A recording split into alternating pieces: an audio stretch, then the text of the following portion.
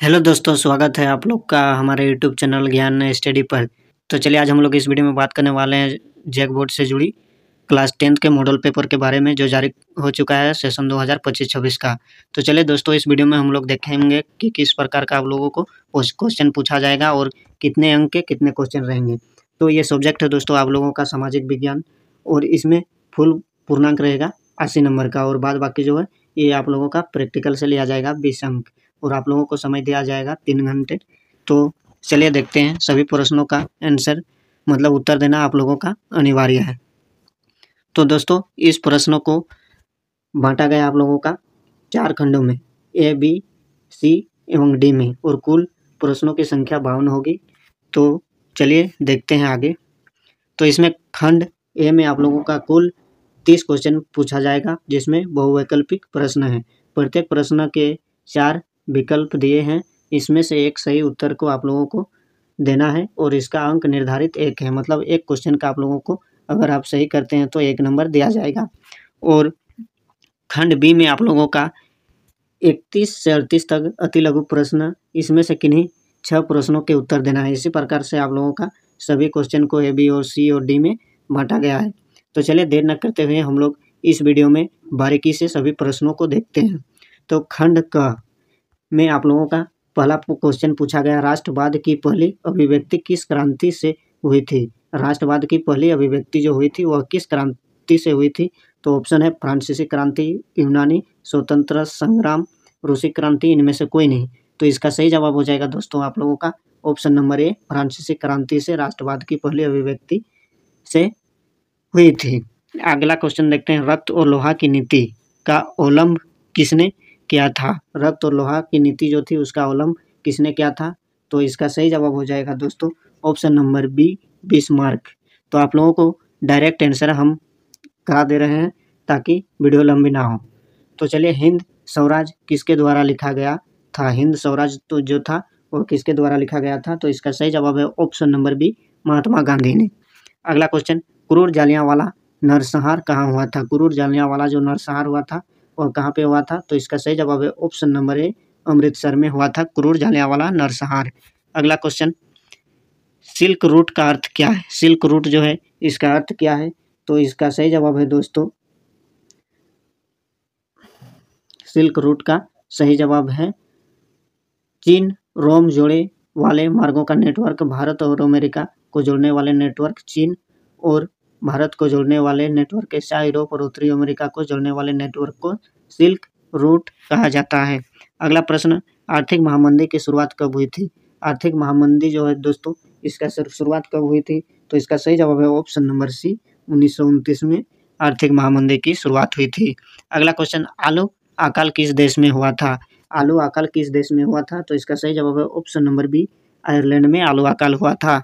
अगला प्रश्न, भारत में पहला प्रिंटिंग प्रेस किन लोगों के द्वारा चलाया गया था।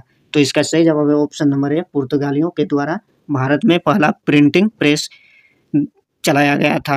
अगला प्रश्न, मोटे कपास का उत्पादन कई देशों में किया जाता था, लेकिन बेहतर किस्में कहाँ पे किया जाता था। तो इसका सही जवाब है ऑप्शन नंबर चीन, और भारत में भी आप लोगों का बेहतर कपास की खेती की जाती है। अगला क्वेश्चन, तो इसका सही जवाब है ऑप्शन नंबर सी, चीन ही हो जाएगा। अगला प्रश्न, किस मिट्टी में लोहा धातु की अधिकता होती है। अधिकता जो है लोहा धातु की किस मिट्टी में होती है। तो इसका सही जवाब है ऑप्शन नंबर बी, सी, लेटेराइट मिट्टी। अगला प्रश्न, बीच बचाओ आंदोलन क्या था। बीच बचाओ आंदोलन क्या था। तो इसका सही जवाब है दोस्तों हरित क्रांति, पेड़ों टिहरी किसानों द्वारा बिना रासायनिक खाद के फसलों का उत्पादन करना बीज बचाओ आंदोलन था।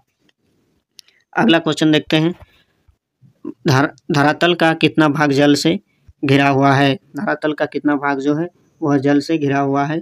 तो इसका सही जवाब हो जाएगा ऑप्शन नंबर सी, 3/4। अगला प्रश्न, सुनहरा रेशा किस फसल को कहा जाता है। सुनहरा रेशा जो है किस फसल को कहा जाता है। तो इसका सही जवाब हो जाएगा दोस्तों ऑप्शन नंबर बी, जूट की फसल को सुनहरा रेशा कहा जाता है। अगला प्रश्न, किसमें पवन महाशक्ति का ऊर्जा प्राप्त है। इसमें पवन शक्ति का ऊर्जा प्राप्त है, मतलब किस देश से है पवन महाशक्ति का ऊर्जा का प्राप्त। तो इसका सही जवाब है दोस्तों ऑप्शन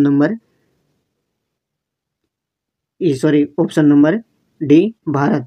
अगला प्रश्न देखते हैं, भारत में जूट उत्पादन में किस राज्य का महत्वपूर्ण स्थल है? भारत में जूट उत्पादन में किस राज्य का महत्वपूर्ण स्थल है? तो इसका सही जवाब है दोस्तों ऑप्शन नंबर बी पश्चिम बंगाल में जूट का उत्पादन सबसे अधिक होता है। अगला प्रश्न, सबसे लंबा राष्ट्रीय राजमार्ग कौन सा है? सबसे लंबा राष्ट्रीय राजमार्ग कौन है? तो इसका सही जवाब है राष्ट्रीय राजमार्ग 7। अगला प्रश्न, श्रीलंका में बहुसंख्यक कौन है? श्रीलंका में जो है वो बहुसंख्यक कौन है? तो इसका सही जवाब है ऑप्शन नंबर बी सिंहली। अगला प्रश्न, पोखरण भारत के किस राज्य में है? पोखरण जो है वो भारत के किस राज्य में है? तो इसका सही जवाब है ऑप्शन नंबर ए राजस्थान में पोखरण स्थित है।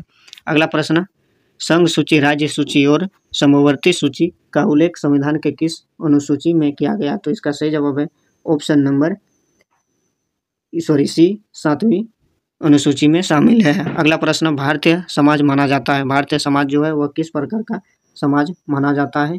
तो इसका सही जवाब हो जाएगा दोस्तों ऑप्शन नंबर डी इनमें से कोई नहीं, क्योंकि एक मातृसत्तात्मक समाज, एक पितृसत्तात्मक समाज और एक भ्रातृ समाज। तो इसमें से दोस्तों इसका सही आंसर हो जाएगा ऑप्शन नंबर डी, क्योंकि भारत एक सामाजिक लोकतांत्रिक देश है। अगला प्रश्न, भारत किस प्रकार का राज्य है? भारत का किस प्रकार का राज्य है? तो लोकतांत्रिक, धर्मनिरपेक्ष और कल्याणकारी राज्य। इसका सही जवाब हो जाएगा दोस्तों ऑप्शन नंबर डी इनमें से सभी। अगला प्रश्न, भामसेप किसका आंदोलन है? भामसेप जो है वह किसका आंदोलन था?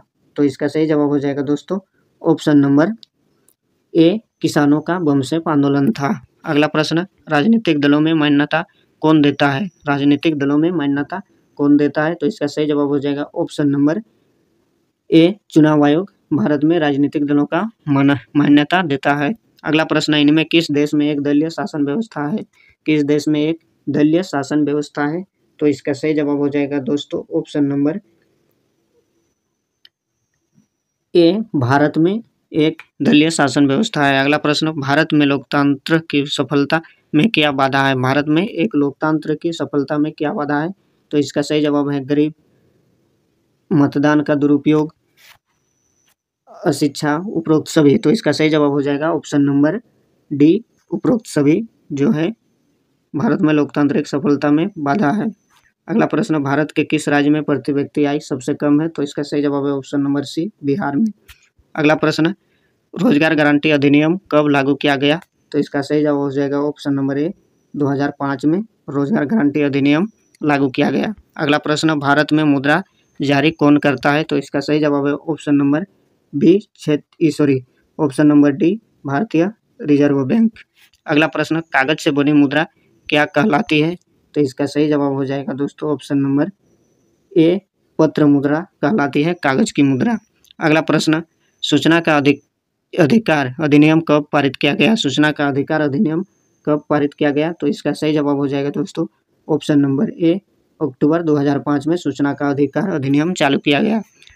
तो खंड ख सेक्शन बी, तो इसका पहला क्वेश्चन है, राष्ट्रवाद से आप क्या समझते हैं? तो राष्ट्रवाद जो है वह किसी भी देश की शासन व्यवस्था या कानून व्यवस्था जो होती है उसे ही एक देश को चलाने के लिए एक राष्ट्र की एक कानून व्यवस्था बनाई जाती है, उसे राष्ट्र व्यवस्था कहते हैं। तो चलिए दोस्तों, वीडियो बहुत लंबी हो जाएगी, इस लॉन्ग क्वेश्चन के सारे आंसर हम लोग नेक्स्ट वीडियो में करेंगे और पार्ट 2 बनाकर डाल देंगे। तो चैनल को सब्सक्राइब जरूर कर लीजिएगा। तो चलिए वीडियो को समाप्त करते हैं।